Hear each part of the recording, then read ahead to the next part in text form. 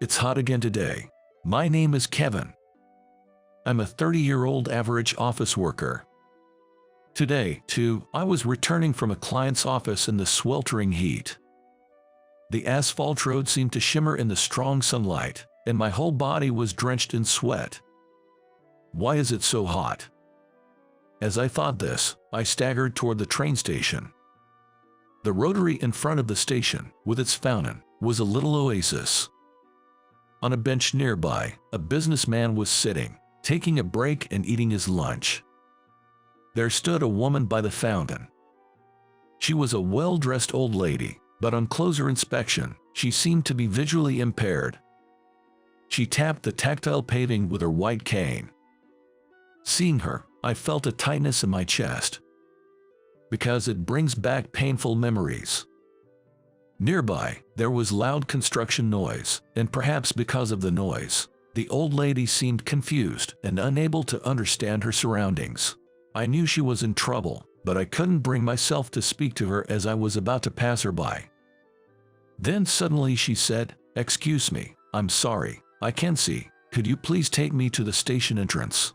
Caught off guard, I stopped in my tracks. She must have discerned my presence by my footsteps. People who are visually impaired often have heightened hearing. "Where do you need to go?" "I'm really sorry, but I need to get to the next station." Seeing the old lady bow apologetically, I made up my mind. "Sure, let's go together." "Thank you." The old lady's face relaxed with relief as we linked arms and headed toward the destination station. "We're here." I walked slowly, matching her pace, and guided her to the front of the station entrance. The old lady bowed again. "Thank you so much." "No, I'll be going then."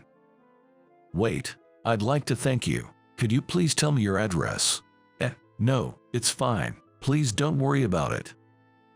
"I insist. Please."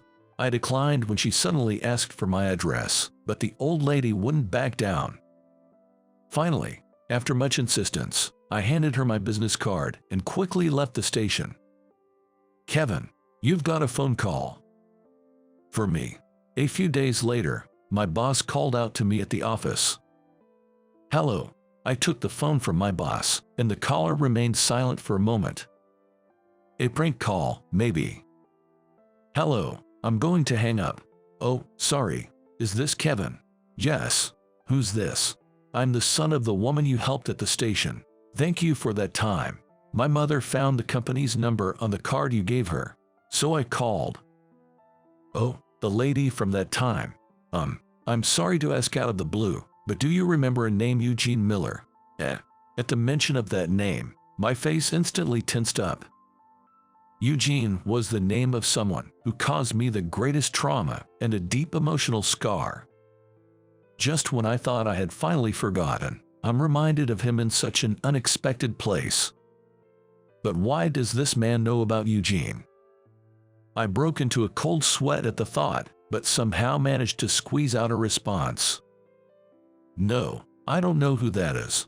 "I see. Well, thank you for helping my mother. I'll contact you again if there's an opportunity." "Yes, okay." To be honest, I didn't want to talk anymore. I didn't want to meet that old lady again, nor did I want to remember Eugene, because it would revive unpleasant memories from the past. It was a story from when I was still in elementary school. At that time, I attended a tiny school in the countryside with only about 20 students, and that's where Eugene transferred in. What he did to me back then is still vivid in my memory. Eugene, who had moved from the city, quickly became popular at school, but for some reason, he started to pick on me. He would come over and badmouth me with other classmates or steal my lunch money to buy snacks for them.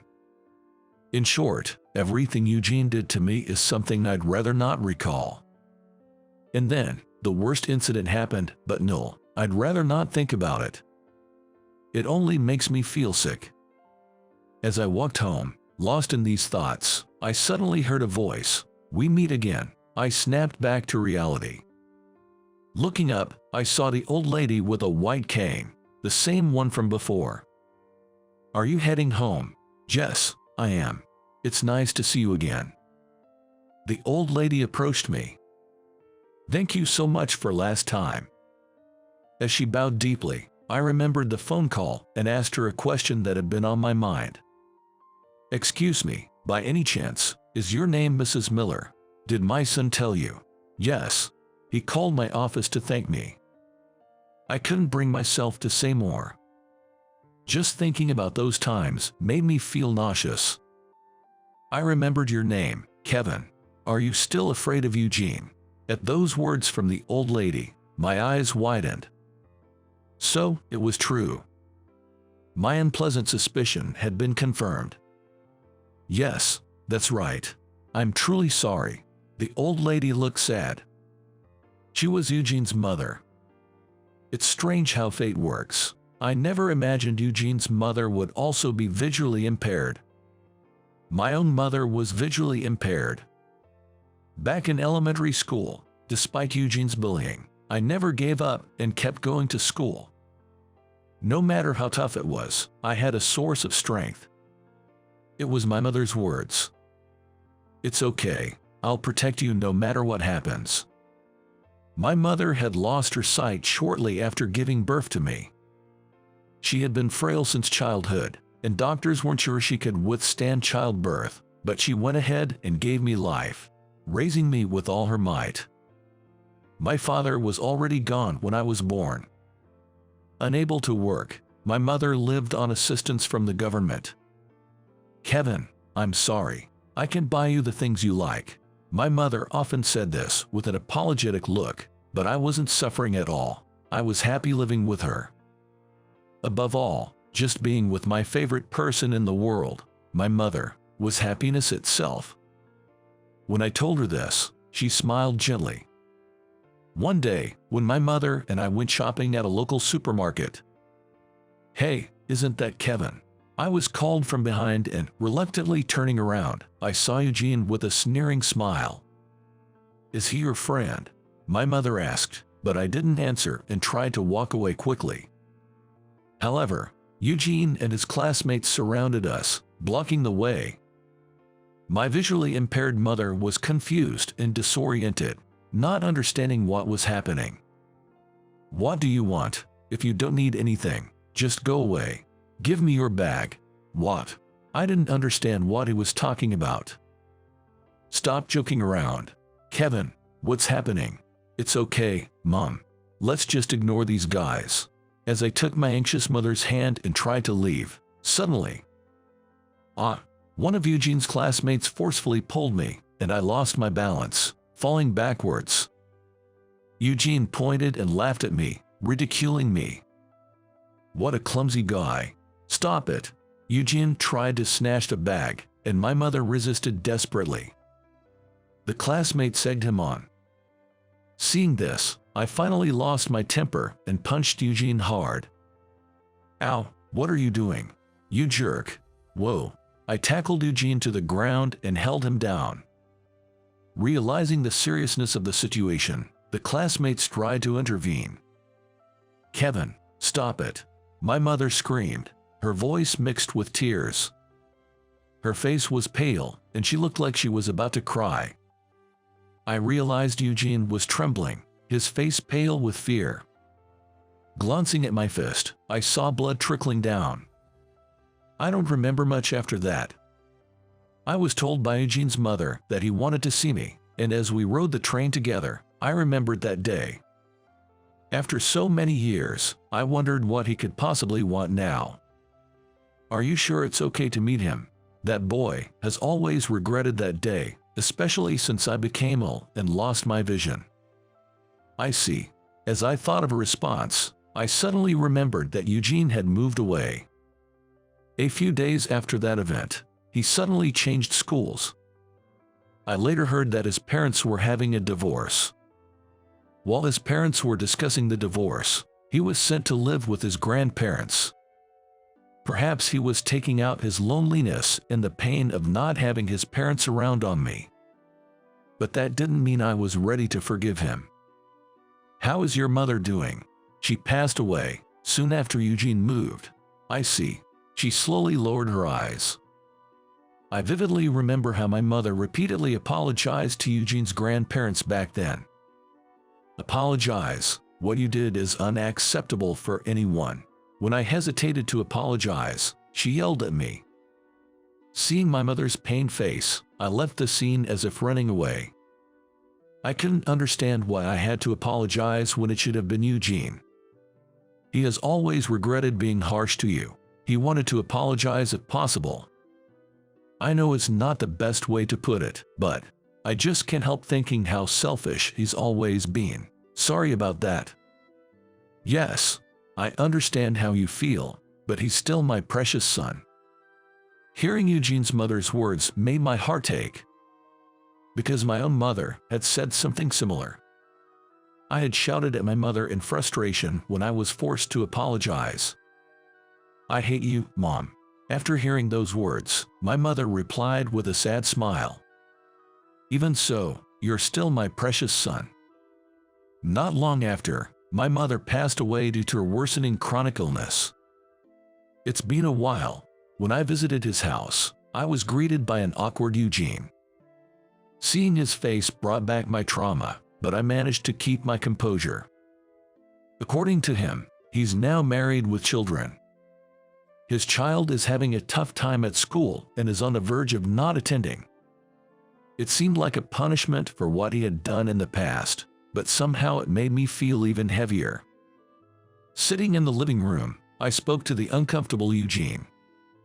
You didn't have to meet me if it was too much. I couldn't do that. I really wanted to thank you properly for helping my mother. By the way, I heard about your mom. She passed away, right? Yeah, a long time ago. Eugene looked down, his voice trembling as he bowed his head. I'm really sorry. At those words, I couldn't help but laugh. What's that? It's meaningless to say it now, isn't it? I know, but I've always regretted it, especially since my own mother lost her sight. When my child started facing bullying at school, it made me think even more. I feel like I'm being punished for being the worst person. Yeah, you were the worst. Have you finally realized that as an adult? Just because you were a jerk in the past, don't waste time fretting over it. Think more about your mother and your child instead.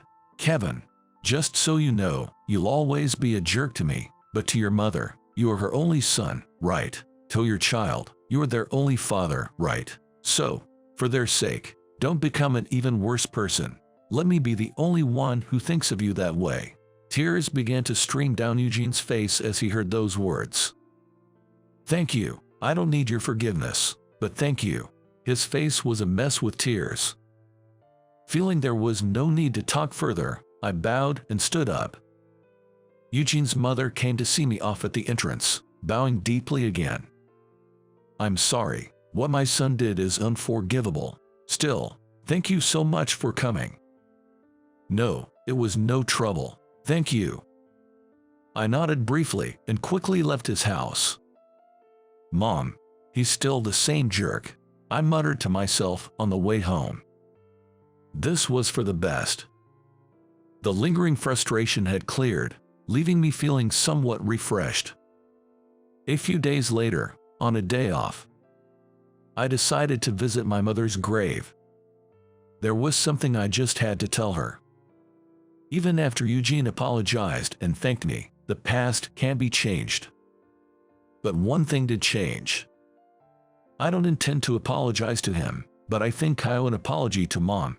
I could never forgive my mother for demanding an apology. That's what I never intended to take back the words I said, hating her. Yet, my mother must have been deeply hurt by those words. But right before she passed away, she said with a smile, I love you, Kevin. You're my favorite in the whole world. My precious son. My mother gently held my weeping hand, and then she passed away. I was just a kid in elementary school then, and it took a while for the grief of losing my mother to heal, but I try my best, remembering her words and smile. I love you the most in the world too, Mom. I'm so sorry for what I said. Tears streamed down my face. It's too late for regrets, but I apologize to the memory of my mother. I might fall in love with someone else in the future, but the love I feel for that person will be different from the love I have for my mother. I respect you the most in the world, Mom. I don't think I'll ever meet a woman I respect more than her. My mother, in my heart, is a dearly beloved presence. I'll always love her. I will not forget these feelings. Since then, I have been trying to support those who visually impaired in any way I can. So I have been volunteering in the community and am currently learning Braille.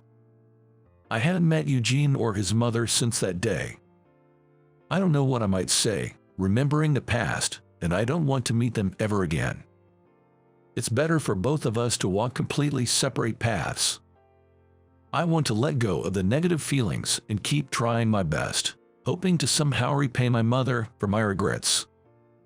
Surely, my mother will be watching over me from heaven.